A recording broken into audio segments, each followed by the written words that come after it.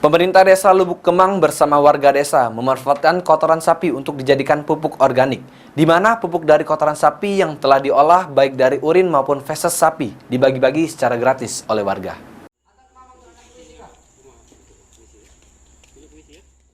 Pemanfaatan kotoran sapi untuk dijadikan pupuk sebagai langkah dalam menunjang hasil produksi perkebunan warga, di mana pupuk dari kotoran sapi yang telah diolah baik dari urin maupun feses sapi dibagi-bagi secara gratis ke warga yang membutuhkan untuk meningkatkan hasil produksi.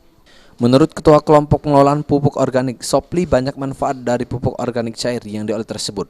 Selain memiliki kandungan hara yang lengkap dibandingkan pupuk kimia, juga dapat memperbaiki kondisi tanah dan dapat meningkatkan pertumbuhan dan mencegah datangnya hama.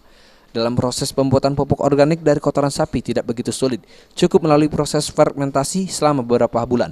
Setelah itu proses fermentasi, pupuk yang telah dianggap jadi disaring dan dimasukkan dalam kemasan botol 1 liter.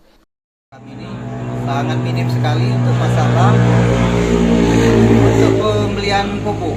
Untuk pembelian pupuk ya? Harga pupuk itu sangat mahal, sehingga kami mengambil inisiatif sendiri bersama-sama kelompok yang lain untuk membuat pupuk POC yang disebut ini kan pupuk organik cair dari urin sapi.